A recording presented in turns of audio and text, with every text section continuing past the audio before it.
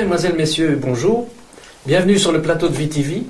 Aujourd'hui, une émission un peu particulière, en dehors de ce que vous avez l'habitude de voir sur notre chaîne. Il s'agit de l'actualité au niveau des fêtes, puisque nous sommes dans les fêtes, nous allons en parler ce matin. Et pour ça, nous avons le plaisir d'accueillir le pasteur Claudio Agostini. Bonjour. Bonjour, pasteur. Nous avons vraiment le plaisir de vous recevoir ce matin. C'est un grand plaisir pour moi à chaque fois d'être avec vous, Pierre. Voilà, on continue donc dans la série. Et ici, il s'agit donc, comme je viens de le dire, vous allez nous parler de l'échange qu'il y a entre les fêtes de Noël, les rapports qu'il y a dans tous les cas entre les fêtes de Noël et la fête de Hanouka. Hanouka, voilà. Absolument. Qui est une fête juive et qui est très importante pour vous. Et donc, voilà pourquoi vous êtes là ce matin. Absolument. Donc, il faut savoir que dans le monde entier, donc depuis mardi dernier, et cela pendant 8 jours, donc jusqu'à mercredi de cette semaine 2014, eh bien, les Juifs dans le monde entier fêtent cette fête de Hanouka. Et juste après nous, on va fêter donc cette fête de Noël que tout le monde connaît. Mais avant d'en parler de la fête de Noël, parlons de cette fête de Hanouka. Cette fête de Hanouka, d'abord, c'est quoi? Pourquoi? Eh bien, les Juifs dans le monde entier fêtent chaque année, au même moment, selon le calendrier hébraïque, eh bien, c'est soit fin novembre ou au mois de décembre. Cette fête, d'ailleurs, même ici à Bruxelles, on a fêté cette fête en plein centre de Bruxelles, à New York, et dans le monde entier, ça se répand de plus en plus. Et cette fête, c'est quoi? Les Juifs se rappellent, pendant cette fête, qui dure, rappelons-le, 8 jours, eh bien, un fait historique extraordinaire. En effet, en 164, on va faire un peu d'histoire, Pierre, avant Jésus-Christ, eh bien, l'armée syro-grecque, d'abord vient s'installer, apparemment sans problème et accueillie parmi les Juifs. Tout au départ se passait bien jusqu'au moment où le roi meurt, et ce fameux roi connu sous le nom de Antiochus Épiphane prend la tête, on va dire, de cette armée syro-grecque, et là, tout à coup, il se retourne complètement contre les Juifs et décide littéralement d'arrêter toute cette culture juive et d'empêcher les Juifs d'aller adorer au temple, donc au temple de Salomon, rebâti, reconstruit sous Hérode en plus grand. Et complètement, il commence à menacer les gens, à tuer les gens, à brûler les Juifs. Et ça a été, pendant 3 ans, quelque chose de terrible. Et parfois, on oublie cette histoire, pourtant tellement importante. Et Antiochus Épiphane décide que le judaïsme doit disparaître, de la relation avec Abraham, ce Dieu monothéiste, du Dieu de Jacob, d'Isaac, doit terminer, et il veut installer l'hellénisme, tout simplement, la philosophie. Et donc, il menace les Juifs en 164 avant Jésus-Christ, et là, un groupe, eh bien, de Juifs se révoltent, tout simplement, conduit par le prêtre Mattathias l'Asmonéen, fils de Yohanan, eh bien, prend tout simplement la tête de ce qu'on va appeler l'insurrection, et avec un petit groupe, eh bien, se réfugie, quitte dans un village un petit peu en montagne pour se protéger, se cacher. Et il commence à invoquer le Dieu d'Abraham, d'Isaac, de Jacob, et ceux qui étaient mécontents, tout doucement, viennent rejoindre, eh bien, le prêtre juif Mattathias, et tout doucement, eh bien, ce noyau de 300, eh bien, devient 1000, et jusqu'à former une petite armée de 3000 personnes, et c'est à ce moment-là que ce prêtre décide de mettre à la tête de cette petite armée, eh bien, Judas Maccabée comme son successeur. D'ailleurs, pour ceux qui connaissent la Bible, qu'on appelle nous la Bible de Jérusalem, la Bible que certains catholiques utilisent, hein, eh bien, on voit Tobie et les livres de 1 Maccabée, 2 Maccabée. Et d'ailleurs, dans 1 Maccabée, eh bien, il nous est raconté cette histoire, justement, très importante. D'ailleurs, le plus grand historien de tous les temps, n'ayons pas peur des mots, Flavius Joseph, va à maintes fois parler de ce qui s'est passé et dire combien Dieu est intervenu d'une manière miraculeuse. Donc, Pierre, qu'est-ce qui s'est passé? Il se passe que un groupe de 3000 hommes, donc, se prépare, et Antiochus Épiphane, voyant cela, dit, oh non, ah bon, il y a de la résistance là-bas, eh bien, on va exterminer cette résistance, parce que je veux en finir avec ces Juifs, je veux arrêter leur judaïsme, et donc il lance une armée, d'abord une première armée, et cette armée, eh bien, il y a une défaite, Maccabée a gagné, et Antiochus Épiphane, tellement fâché, il faut savoir qu'il avait vraiment décidé d'éradiquer carrément le judaïsme. Il ne faut pas oublier aussi que, ayant dévasté le temple, sali le temple, il installe dans le temple même, on y reviendra plus tard, Pierre, le dieu Zeus, le dieu grec, qui le met au sein même du temple, et d'ailleurs, je tiens à le dire, accomplissant ainsi la prophétie de Daniel, chapitre 9, verset 27, où, dans cette fameuse prophétie de Daniel, où on parle de ces 70 semaines, 70 semaines, eh bien, Daniel voit, et il dit, il prophétise, il déclare que, voilà, et lorsque vous verrez l'impie assis dans le temple. Ça s'est donc déjà passé sous Antiochus Épiphane parce que le dieu Zeus était installé. Et donc, Judas, nous allons y revenir, parce que Jésus va rappeler cette prophétie. Il décide de envoyer toute son armée, qui avait été d'ailleurs formée à l'époque par Alexandre le Grand, puis donc c'est cet homme méchant, n'ayons pas peur des mots, qui va dire, voilà, je lance maintenant plus de 300 000 hommes. Antiochus Épiphane, plus de 300 000 hommes. On parle de 300 à 350 000 hommes armés. Imaginez-vous, devant cette petite armée de 3000 juifs, et on sait qu'à l'époque, l'armée de cette grande armée utilisait en première ligne les grands éléphants. Hein? Et ils avaient des chars, des grands éléphants, des lances, et c'était impressionnant. Ça nous rappelle d'ailleurs lorsque David a affronté Goliath, tout le monde avait peur de Goliath. Mais voilà, un grand miracle, déjà, disons-le, va avoir lieu. Voyez-vous, si on est en relation avec Dieu, quelle que soit l'armée, quels que soient les problèmes qu'on peut avoir, si on vraiment, on est en communion avec ce Dieu, eh bien Dieu va aussi faire un miracle pour toi. Et donc, il y a cette armée qui part directement. Il y a aussi une vidéo là qu'on peut voir sur Talk Channel et certainement sur votre site de télévision, Pierre, et attaque ce groupe de 3000 hommes. Mais ils étaient en train de prier. Et je suis sûr que dans la prière, ils ont dit non, c'est moi, l'Éternel, qui va combattre pour vous. On se souvient aussi de Moïse, l'armée n'est-ce pas, qui vient pour exterminer Moïse. Et Moïse devant la mer Rouge va dire, oh Dieu, fais quelque chose. Parfois, lorsque tout nous semble impossible, c'est là que Dieu intervient. Et c'est ce qui s'est passé là. Ils les ont piégés d'abord, j'ai pas le temps de faire toute l'histoire stratégique qu'ils ont employée, ils ont un peu rusé cette armée, mais en tout cas, ce qui s'est passé est incroyable. Comme ces 4 lépreux qu'on avait mis à la porte de Samarie, ne sachant où aller, s'ils rentraient dans le camp, ils allaient mourir, s'ils restaient, ils allaient mourir. Ils ont dit non, jetons-nous dans le camp, et Dieu a fait un grand miracle, parce que des anges sont apparus. Et ils ont fait fuir cette grande armée. 3000 personnes, je le répète, 3000 personnes, vous qui écoutez cette émission, eh bien, ont mis en déroute une armée la plus colossale de l'époque. Il ne faut pas oublier qu'avant du temps de Jésus, c'était l'Empire romain qui était là. Mais avant l'Empire romain, c'était l'Empire grec, le plus puissant à l'époque du monde. Donc cette grande armée se lève pour attaquer ce petit groupe de Juifs.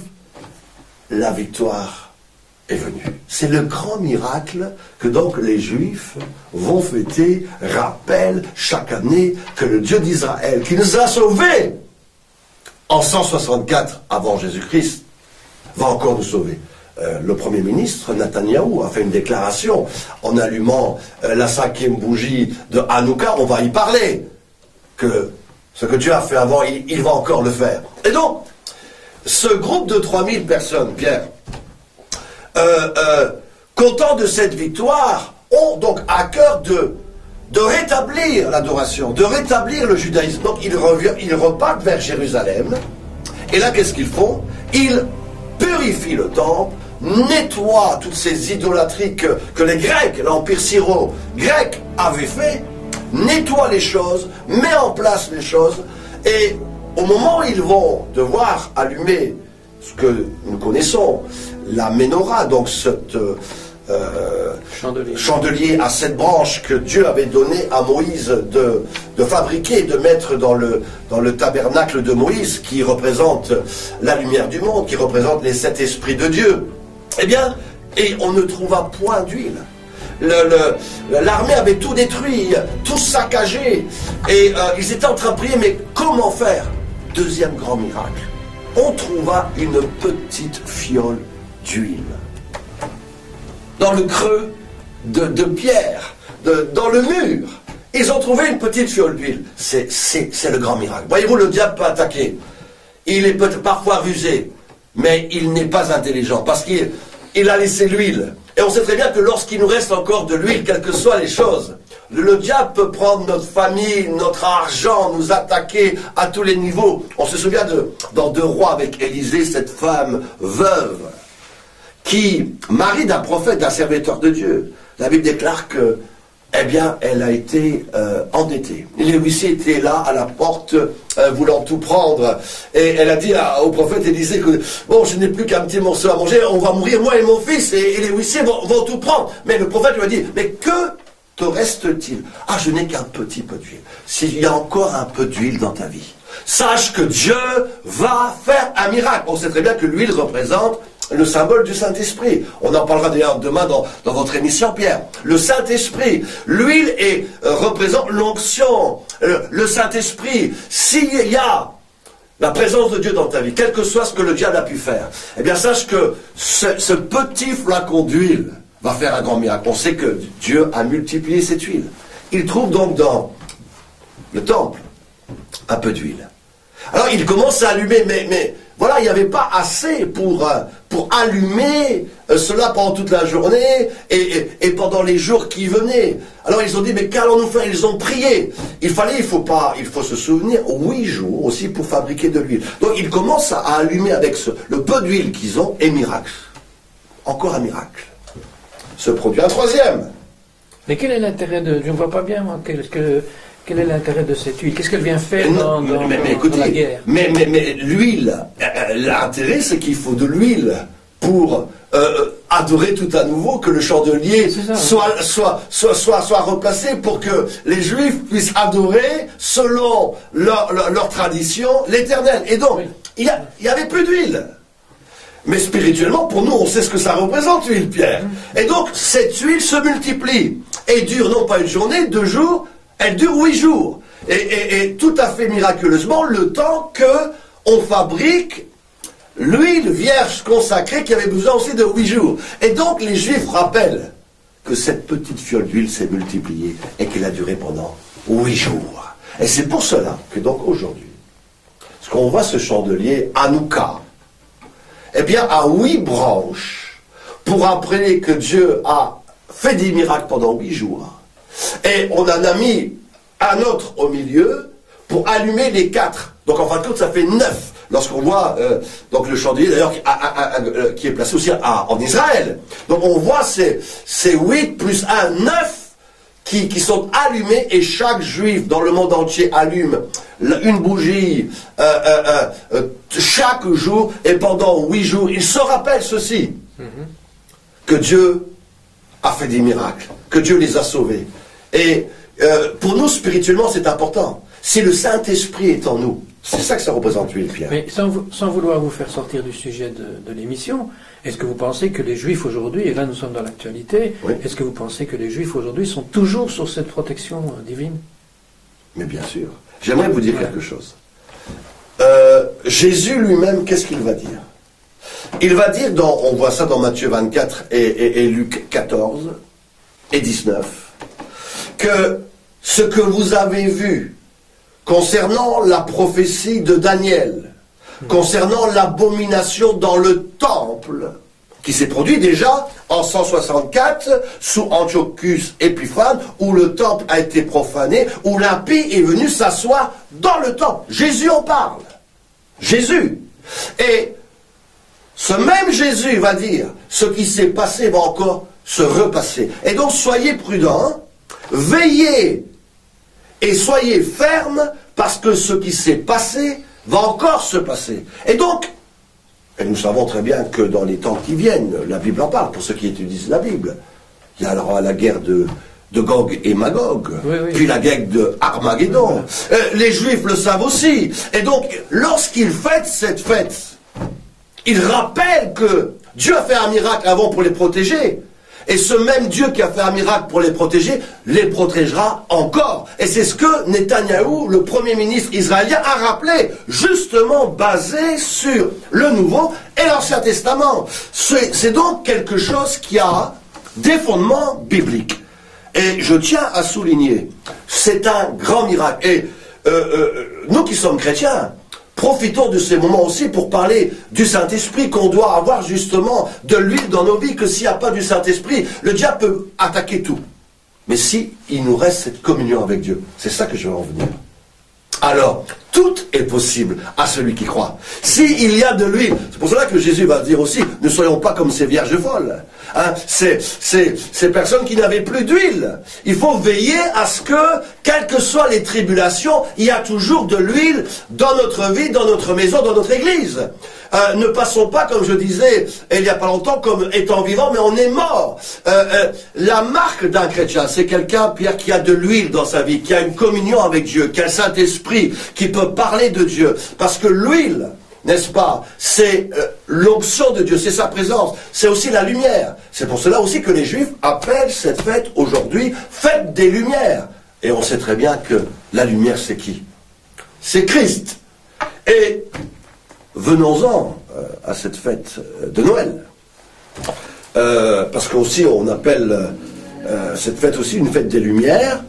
On va fêter donc, Pierre, je sais que vous êtes préparés déjà en famille, mais vous ne m'avez pas encore invité, mais à une fête où les chrétiens dans le monde entier, vous qui regardez cette émission, se préparent tous pour fêter Noël. Et on s'est interrogé un peu sur Hanouka, on a compris quand même que c'est très important. On a compris aussi que ça a des fondements bibliques, que Jésus rappelle. C'est pas une histoire inventée, ce sont des faits réels. Et je bénis Dieu, parce que Dieu est intervenu et il va encore sauver le peuple juif et ceux aussi qui aujourd'hui ont de lui, c'est-à-dire le Saint-Esprit dans leur vie, quel que soit ce qui peut se passer, Dieu va vous sauver, vous aider, vous guérir, vous libérer. Noël, c'est quand même important de s'attarder un peu dessus. Hein, je dis, on va fêter Noël, et puis il y aura cette institution aussi qui a été faite, la messe de minuit, n'est-ce pas, la veille. Et moi tout petit, avec mes parents, je suis d'origine italienne, et bon, voilà, la messe de Noël de minuit, vous savez, c'était on en parlait un peu vieille partout. Tradition. Très vieille tradition. Et puis, le lendemain, Noël, bon, voilà. Mais, on doit être honnête. De plus en plus, cette fête devient un moment plutôt de rencontre, où on va bien manger, où on rassemble la famille. Mais outre cela, venons un peu sur cette histoire de Noël qui, d'après cette fête, Jésus serait né un 25 décembre. D'abord, arrêtons-nous déjà là. Je suis désolé de dire que Jésus n'est pas né un 25 décembre. Déjà là, voilà la première grande erreur.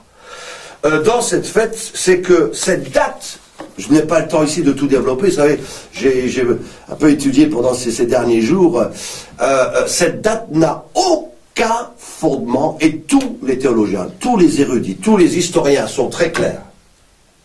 Comment Jésus peut être né un 25 décembre, alors que prenons déjà un simple exemple, alors que dans Luc chapitre 2 verset 1 et 20, on nous parle justement de ces bergers qui veillaient pendant la nuit. Et on sait très bien que à cette époque-là, d'ailleurs que Cantique des Cantiques de 11 et Esdras 19 nous dit très bien montre que l'hiver étant la saison des pluies et que les bergers ne pouvaient absolument pas demeurer dans des champs la nuit. Bon, toute la nature en parle, donc c'était impossible. Tous sont là pour s'accorder à dire qu'il est né en automne, septembre, octobre. Plutôt septembre, la majorité parle de septembre, en tout cas il n'est pas né donc un 25 décembre. Ils ont choisi le 25 décembre à cause du soleil, je pense, ça n'a même rien à voir avec Jésus. Alors là, vous rentrez, vous me devancez. Pierre, vraiment, là, on voit que donc Pierre n'est pas seulement quelqu'un qui anime les débats, mais qu'il est un historien, un érudit et un pasteur. D'ailleurs, je le rappelle. Et effectivement, cette histoire de fête de Noël n'a aucun fondement biblique.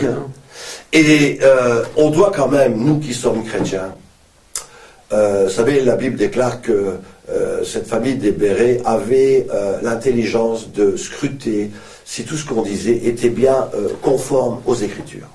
Mais là, je suis surpris que la majorité des chrétiens ne pensent pas à cela.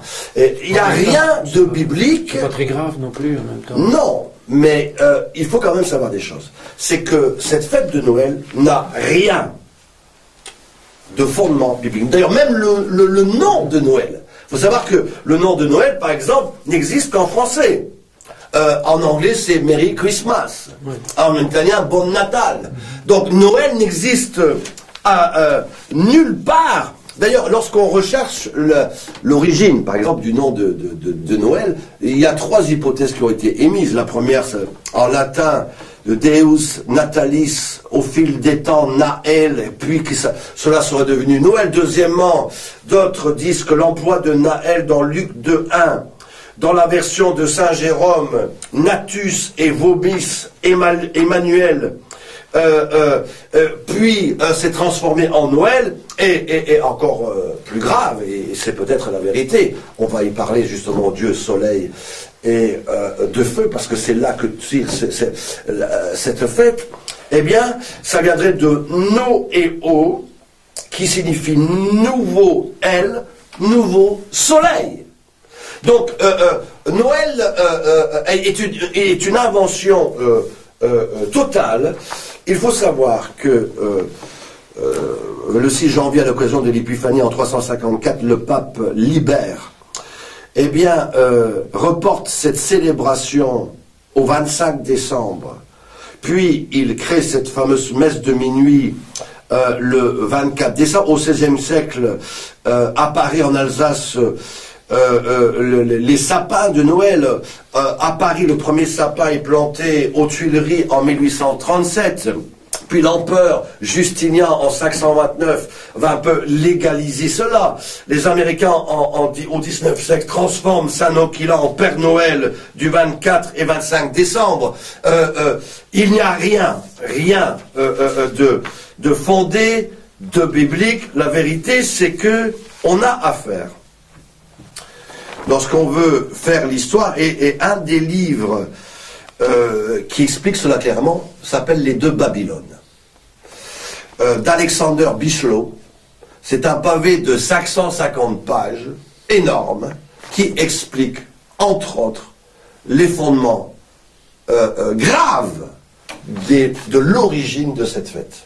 Et effectivement, vous l'avez dit, c'est par rapport aux fêtes saturnales romaines, fêtes du soleil et du feu, qui étaient justement célébrées au mois de décembre. Et malheureusement, en plus de cela, il faut savoir qu'il y avait même des sacrifices qui étaient donnés. on parle de différents dieux qui intervenaient dans cette fête, Moloch entre autres. Et donc ils adoraient ces dieux-là. Dans le monde romain, les Saturnales étaient une période de fête et de remise des cadeaux.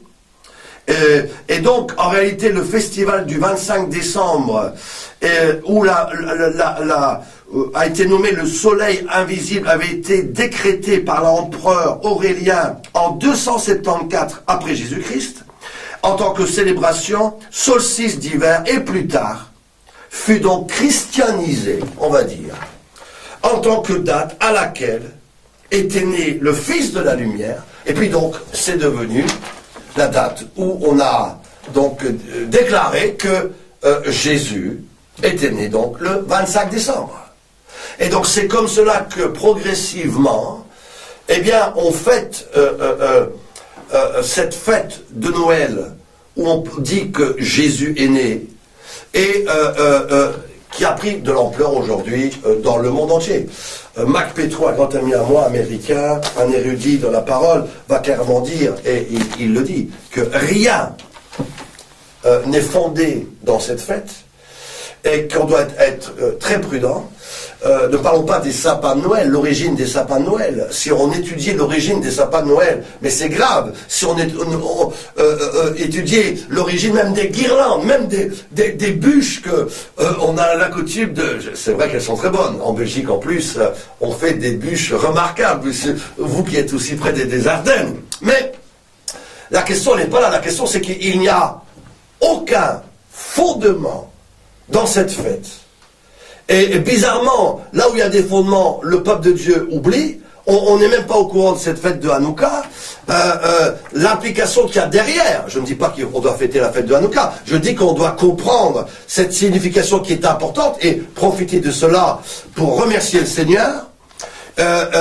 Et Noël, on doit savoir, je sais où vous allez en venir à votre question suivante, mais on doit savoir qu'elle n'a aucun fondement biblique, ni de près, ni de loin, concret. Alors, je sais, je vais vous devancer, vous allez me dire, mais est-ce qu'on doit célébrer cette fête? Je tiens à dire ceci. Tout d'abord, tous les historiens, tous les hommes aujourd'hui disent que la fête de Noël est la plus grande machine financière jamais mise en route dans le monde entier, où on parle donc de chiffres, de milliards qui sont dépensés pendant ces fêtes. Tous les grands magasins se préparent à cette fête 3 semaines avant, voire un mois avant.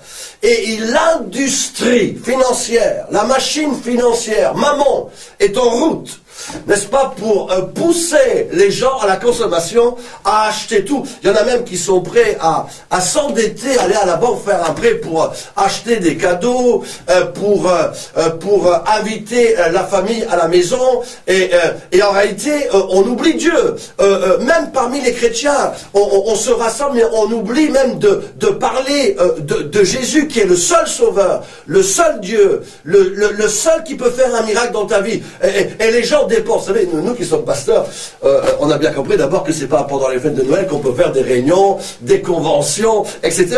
Parce que personne ne viendrait, n'est-ce pas, à l'église. Bizarrement aussi, on se rend compte, vous qui écoutez cette émission, et nous les pasteurs, que bizarrement, Pierre, que là, les offrandes pendant les temps de Noël diminuent. Les dîmes, il n'y en a plus.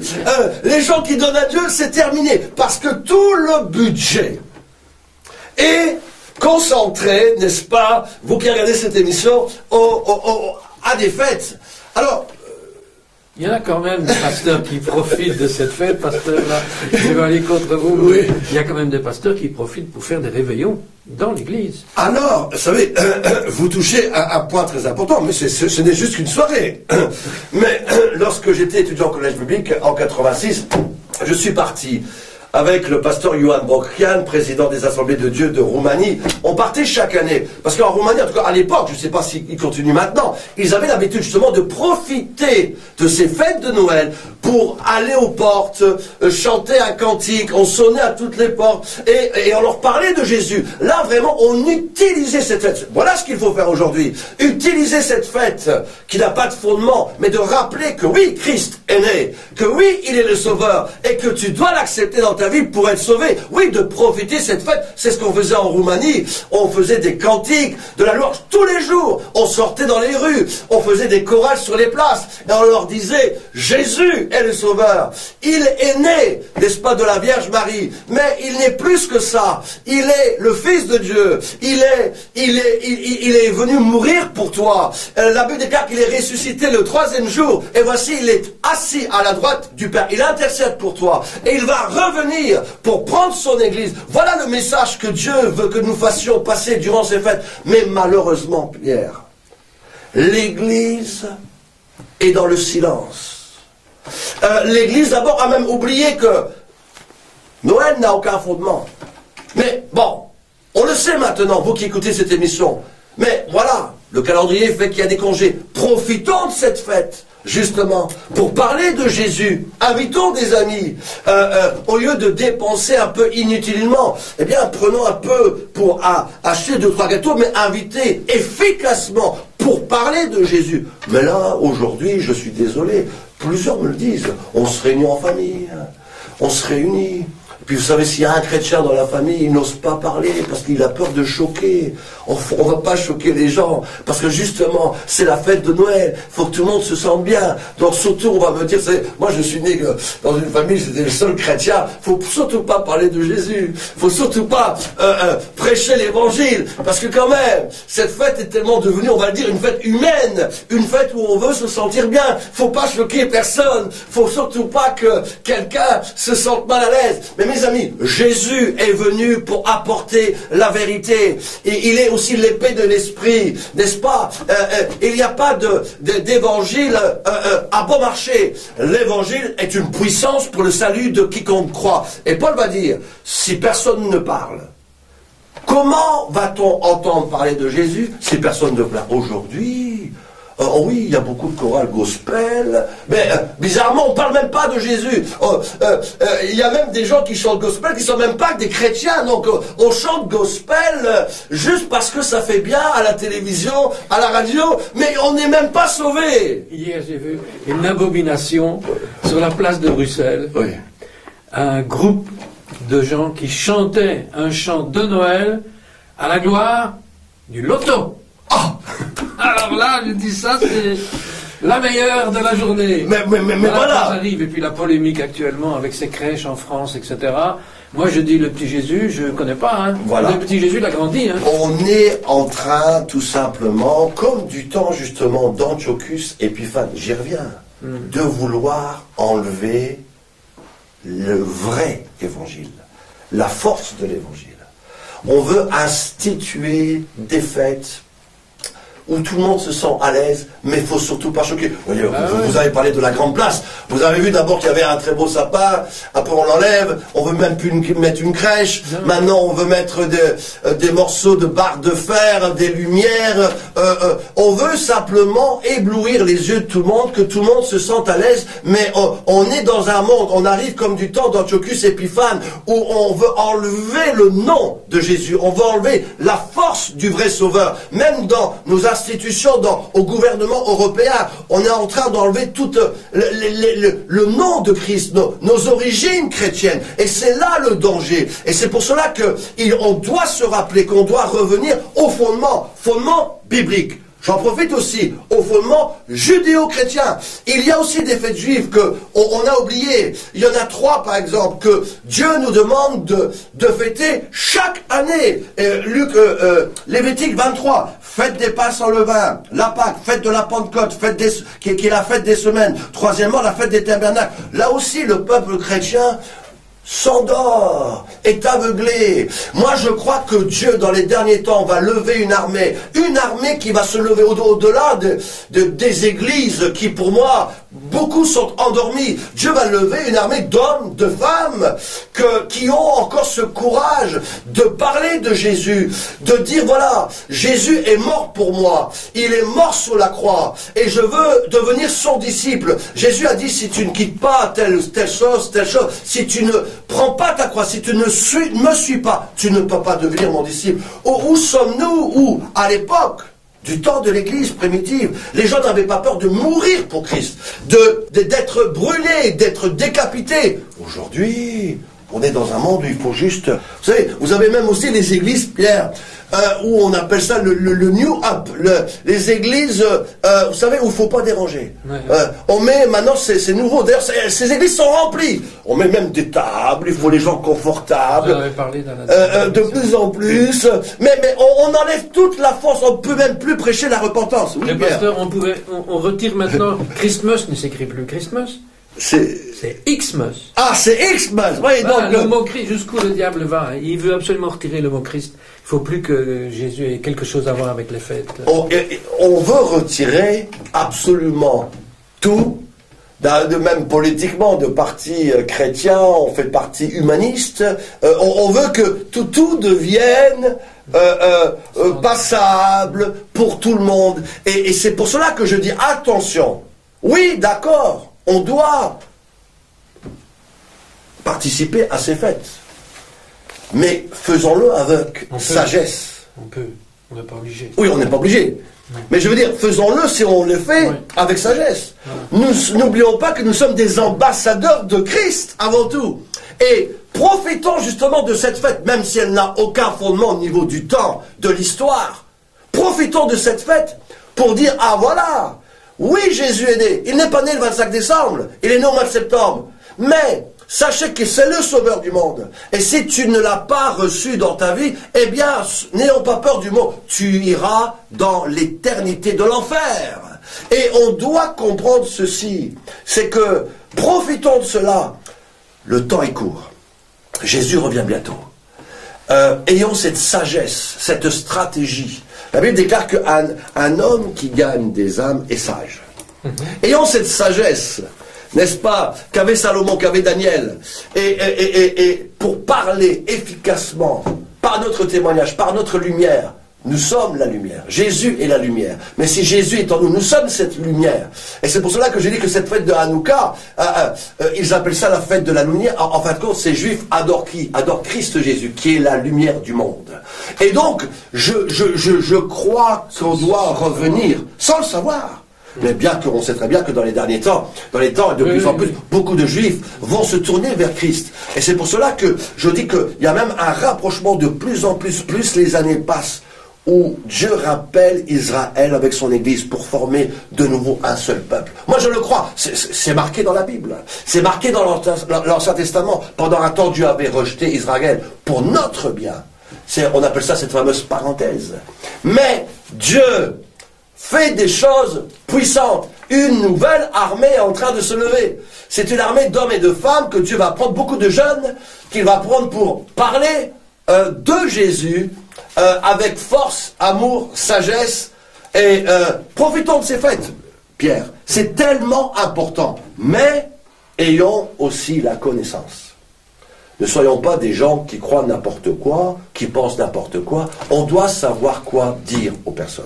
Le monde a besoin de savoir la vérité. Et la Bible déclare que la vérité vous affranchira. Et l'Église, encore une fois, s'est endormie. Endormie dans toutes sortes de choses, dans des fables. Le monde est rentré dans l'Église. Comme l'armée grecque a été entrée là, pour les paralyser, pour après les lier, pour les tuer. Et si on ne fait pas attention, eh bien, de la même manière, on risque de voir l'état d'une église tellement faible que Dieu va se retirer. C'est pour cela que nous sonnons la trompette aujourd'hui. Il est temps que Dieu réveille son peuple plutôt que son peuple se réveille et qu'il soit tout à nouveau un homme sage, instruit dans la parole de Dieu et connaissant le monde, connaissant ce qui se passe et pouvant parler efficacement partout où il va se trouver de la part de Dieu. Amen. Et c'est très très important. Et j'aimerais dire ceci, alors qu'on est dans ces fêtes, nous vous souhaitons, l'émission TVI, de joyeuses fêtes. Nous vous souhaitons une excellente année 2015 qui va arriver. Mais ayons un discernement. Ayons de l'huile dans notre vie. Ayons de l'huile dans notre maison. Parce que sans l'onction de Dieu, on va en parler demain, sans l'onction de Dieu, on ne peut rien faire. Sans la présence de Dieu, sans cette lumière du Saint-Esprit, on est inefficace. Et Dieu a besoin d'un peuple éveillé, réveillé, rempli de son esprit, rempli de la gloire de sa connaissance. C'est pour cela que Paul priait pour le peuple de Dieu, afin qu'il illumine les yeux de son cœur et qu'il sache l'espérance qui s'attache à son appel. Ne soyons pas des gens emportés à tout vent de doctrine, mais restons fermes sur la parole. Ne nous en détournons ni à droite ni à gauche. Remplis du Saint-Esprit et on sera un témoin efficace partout où Dieu va nous envoyer. Amen. Merci, pasteur. Merci pour toutes ces précisions. Et je m'associe à vous pour souhaiter à nos téléspectateurs de bonnes fêtes de fin d'année, en espérant que l'année prochaine nous ayons l'occasion d'enregistrer encore beaucoup d'émissions. Amen, amen. Qui va faire grandir le peuple de Dieu. Amen. Pour la gloire du Seigneur. Moi, je vous encourage aussi, Pierre. Voilà. Pour votre travail merveilleux. Amen. Merci. Et donc, bonne fête de fin d'année et à la prochaine émission. Au revoir.